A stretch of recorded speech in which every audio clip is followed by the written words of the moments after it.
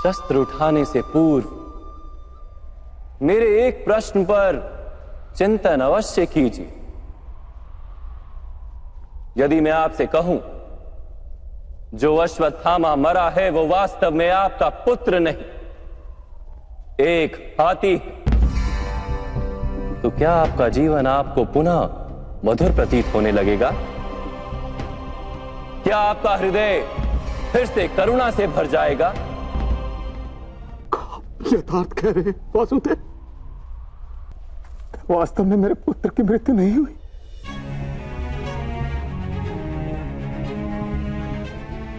यदि आज आपके पुत्र की मृत्यु नहीं हुई तो कल होगी। विश्व में कौन अमर रहता है गुरुद्रोण? किंतु वास्तविक प्रश्न तो यह है कि आपके जीवन के सुख दुख, आशा निराशा, ज्ञान अज्ञान, क्या सब कुछ केवल आपके पुत्र से बंधे? क्या आपके जीवन का दूसरा कोई मूल्य नहीं? क्या आपकी सारी शक्ति, सारा ज्ञान केवल आपके पुत्र के लिए? होश, मेरे कारण वो संसार में आया। उसने मुझे सुख, सम्मान और स्नेह दिया। मेरे लिए जीवन में उससे अधिक महत्व का कोई नहीं। क्या प्रत्येक पिता अपने पुत्र से अधिक प्रेम नहीं करता? तो विचार कीजिए गुरुद्रोण, जिस पुत्र के प्रति आपको इतना अधिक प्रेम है, उसे वास्तव में आपने क्या दिया? संपत्ति दी, सुख दिए, राज्य दिया, संस्कार दिए, विद्या दी, धर्म का ज्ञान दिया गुरुदेव। क्या आप उसे कुछ भी ऐसा दे पाए जिससे उसे आपके रक्षा की आवश्यकता ही ना?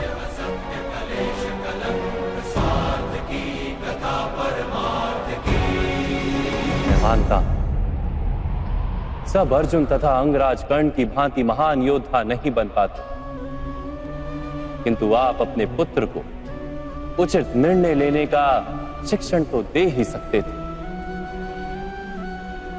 यदि आपने ऐसा किया होता तो आज आपका पुत्र धर्म का शत्रु नहीं होता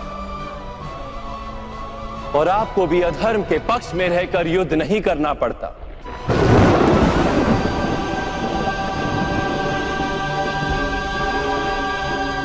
मैं अपने पुत्र अश्वत्थामा को सारे सुख देने की इच्छा रखता था वासुदेव। मेरे पुत्र अश्वत्थामा के प्रति मेरे मन में प्रेम के कारण। प्रेम तो उन्नति देता है, उचित अनुचित का ज्ञान देता है गुरुदेव। प्रेम होता तो आप भी अधर्म से नहीं बंधते और आपका पुत्र भी अधर्म से छूट जाता। वास्तव में ये प्रेम नहीं, आपके मन का मोह है। प्रेम और मोह के बीच क्या भेद होता है, क्या आपने कभी विचार किया है?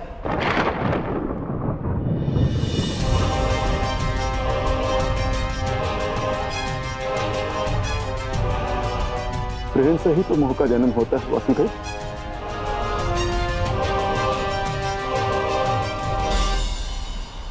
नहीं,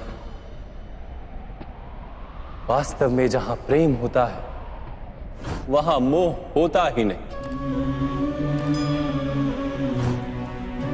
प्रेम का जन्म करुणा से होता है और मोह का जन्म अहंकार से।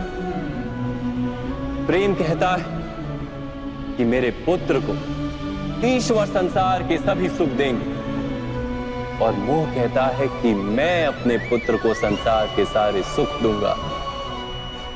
प्रेम कहता है कि मुझे अपने पुत्र पर गर्व और मोह कहता है कि मेरे पुत्र को मुझ पर गर्व। प्रेम मुक्ति देता है गुरुदेव, मोह बांधता है। प्रेम धर्म है गुरुदेव और मोह अधर्म।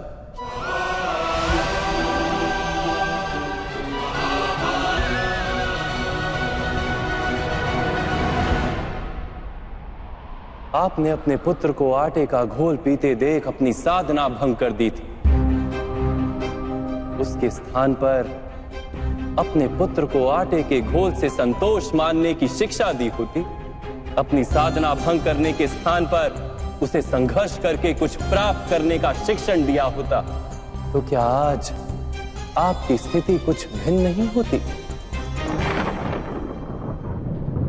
अपने पुत्र का भविष्य उज्जवल बनाने के प्रयासों में आप उसके चरित्र को उज्जवल बनाना भूल ही गए। आपके मोह के कारण उसके जीवन से धर्म नष्ट हो गया। लोभ, भय और लालसा का शिक्षण दिया आपने उसे, और स्वयं भी उसी मोह के कारण वास्तव में आप गुरु तो कभी बन ही नहीं पाए, केवल शिक्षक बनकर रह गए आप।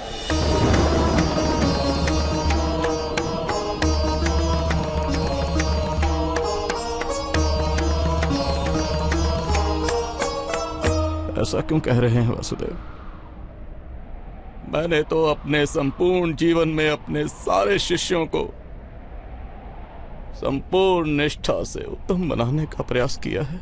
गुरु वो होता है जो विद्या का दान देता है, विद्या का व्यापार नहीं करता।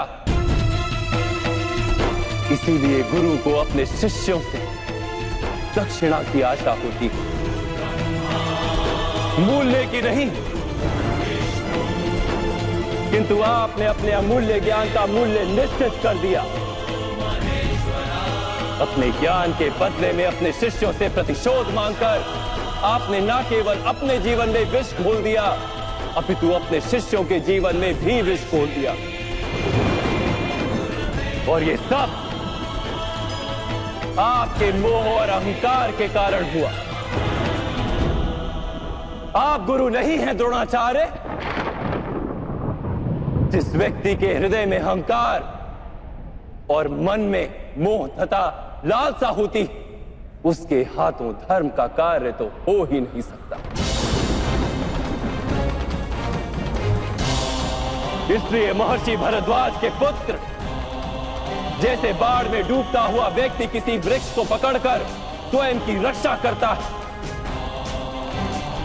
वैसे ही इस अंत समय में धर्म को पकड़ लीजिए। आज समय है उचित निर्णय लेने का। मोह का त्याग कीजिए। मैं इसी क्षण आपके प्राण ले सकता हूं, किंतु मेरी इच्छा कि आप जीवन में एक उचित निर्णय स्वयं लें।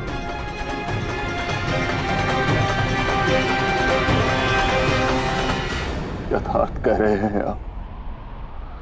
मेरा ही दोष था कि मेरे पुत्र अश्वत्थामा को दंड प्राप्त हुआ।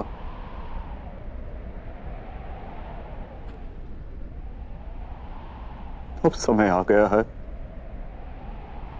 कि मुझे भी दंड प्राप्त हो।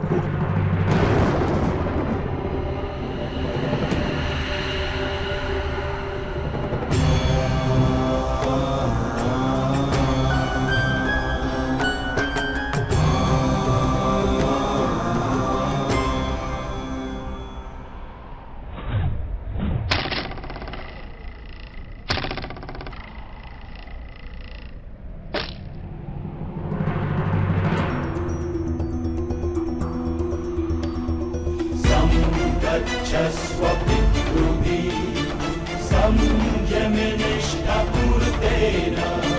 परमेभ्यो मन्दित्वा यावत्रं पुनरस्तमेहि सं गच्छस्व तन्वा सुवर्चा।